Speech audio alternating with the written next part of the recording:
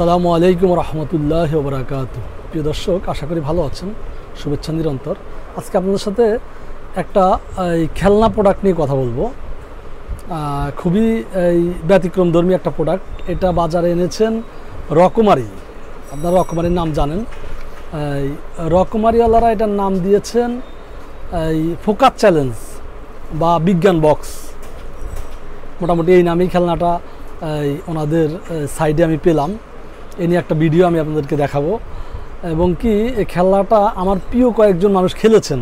এই ভিডিওতে আপনারা দেখতে পাবেন, যাদেরকে আমি খুব পছন্দ করি সেই মানুষগুলা এই খেলনাটা খেলেছেন। মূলত বিষয়টা খেলনাটা দিয়ে এটা বোঝানো হয়েছে বা মানুষ সাধারণত তাদের ধৈর্য বেশি সময় একই জায়গায় মনোসংযোগটা ধরে রাখতে পারে না, এরকম একটা বিষয় থাকে। তো এটা এমনই একটা খেলনা, এটা খেলতে গিয়ে আপনি আপনার মনোসংযোগটা একটা মিনিমাম একটা সময় একটা জায়গায় মানে আটকে রাখতে হবে। এটা আসলে আমরা কতটা পারি এবং কি এটা মানে খুবই তীক্ষ্ণ একটা পরীক্ষা বলতে হবে আপনাকে। আপনি যদি দেখেন, আপনি দেখবেন। আসেন আমরা এই খেলনাটা দেখি, চলুন।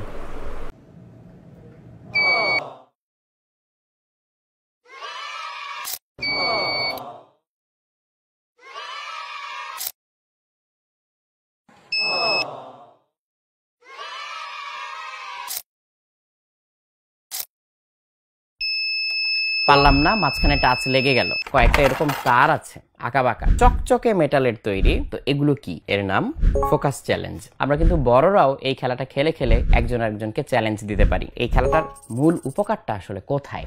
আমার হাতে এখন যে বিজ্ঞান বাক্সটি আছে এর নাম ফোকাস চ্যালেঞ্জ। তো আমরা খুলে দেখি জিনিসটা আসলে কি। একটা ম্যানুয়াল পাওয়া যাবে, একটা কুইক স্টার্টআপ লিফলেটও দেওয়া আছে এর মধ্যে। মেইন জিনিস যেটা, সেটা হচ্ছে দেখা যাচ্ছে এরকম একটা বেস প্লেট আমরা আলাদা করে ব্যাটারি নিয়ে এর মধ্যে ইনসার্ট করে নিব। এখানে দেখা যাচ্ছে তারের সাথে অ্যাটাচ করা দুইটা পোলের মাথায় আবার দুইটা এরকম রিং সদৃশ জিনিস দেখা যাচ্ছে। আর এইখানে চকচকে মেটালের তৈরি কয়েকটা এরকম তার আছে। বাইরের বিশ্বে এই খেলাটার নাম হচ্ছে বাজওয়্যার। তো সেই বাজওয়্যার খেলাটাই আমরা নিয়ে এসেছি, কিন্তু আমরা নাম দিয়েছি ফোকাস চ্যালেঞ্জ। এটাকে নিছক খেলা হিসাবে না দেখে আমরা ধৈর্য এবং মনোযোগ বৃদ্ধির একটা হাতিয়ার হিসেবে এটাকে দেখতে চাই। তাহলে কানেকশনটা কিভাবে দিতে হয় দেখি। যে কোনো একটা এরকম তার নিয়ে আমি এখানে বসাবো। তবে বসানোর আগে যে রিংটা দিয়ে আমি খেলাটা খেলতে চাই সেই রিংটা চুজ করব, করে এই রিং এর ভিতর দিয়ে তারটা আমি এখানে আটকে দিব। আরো একটা পাশে এই ছিদ্রের মধ্যে আটকে দিলাম। আর এই যে কানেক্টরের মাথাটা এখানে বসে যাবে। এবার সুইচ অন করি। জিনিসটা অন আছে, লাল বাতিটা বন্ধ। টাচ করলেই লাল বাতি জ্বলে উঠবে, সাউন্ড বাজবে। এই বাটনটা প্রেস করলে সাউন্ড বন্ধ হবে। টার্গেট হচ্ছে এই তারের গায়ে টাচ না করে এই রিংটাকে এক পাশ থেকে আরেক পাশে নিয়ে যাওয়া। পারলাম না, মাঝখানে টাচ লেগে গেল। আরেকটু মনোযোগ দিয়ে দেখি আমি চেষ্টা করে পারি কিনা। ব্যাস, আমি কিন্তু সম্পূর্ণ লুপটা টাচ না করেই পার হয়ে গিয়েছি। তাহলে এই লুপটা বরং তুলনামূলক সহজ ছিল। বক্সে আরো দুটো লুপ দেওয়া আছে, এইটা কিন্তু তার চেয়ে অনেক কঠিন। এখানে জায়গায় জায়গায় এরকম ইনসুলেটর দেওয়া। এখানে আমি চাইলে একটু রেস্ট নিতে পারি। আমি এখান থেকে শুরু করলাম।